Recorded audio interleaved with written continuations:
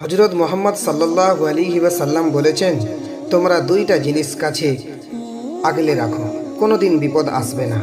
1 নম্বর কোরআন, 2 নম্বর হাদিস। এ কথা একদম সত্য।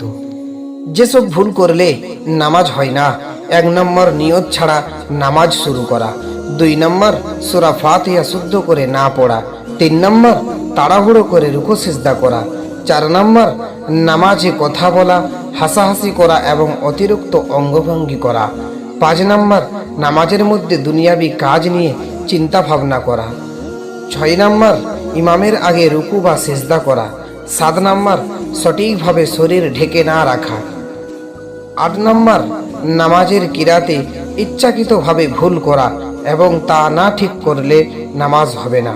অন্যদেরকে জানার সুযোগ করে দিন। নবীজি সাল্লাল্লাহু আলাইহি ওয়াসাল্লামের যুগের 7টি চমকপ্রদ সত্য কথা যা অনেকেই জানে না।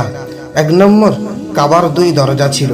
এক সময় কাবার 2টি দরজা ছিল, একটি প্রবেশ করত, অন্যটি বের হয়ে যাওয়ার জন্য। এখন কেবল একটি দরজা রয়েছে।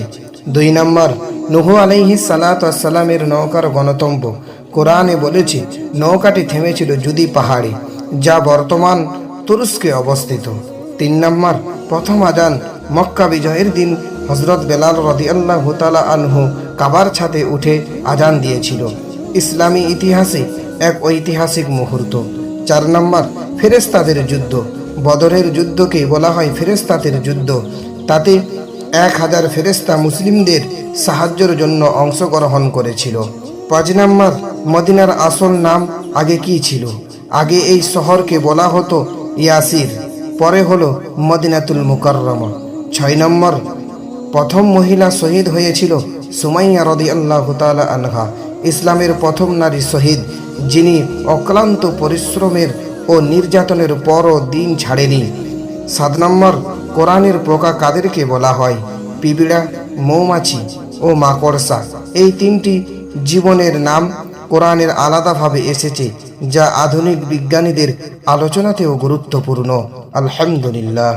চার্জ ছাড়া যেমন মোবাইল বন্ধ, ঠিক তেমনি নামাজ ছাড়া জান্নাতের দরজাও বন্ধ।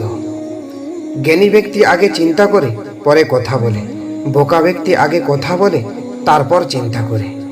হযরত আলী রাদিয়াল্লাহু তাআলা আনহু বলেছেন, ইসলাম একমাত্র ধর্ম যেখানে হাসলে সওয়াব, কাঁদলে গুনাহ মাফ। সুবহানাল্লাহ। তওবা করতে লজ্জিত হইও না, মনে রেখো তোমার গুনাহের চাইতে আল্লাহর ক্ষমা অনেক অনেক গুণে বড়।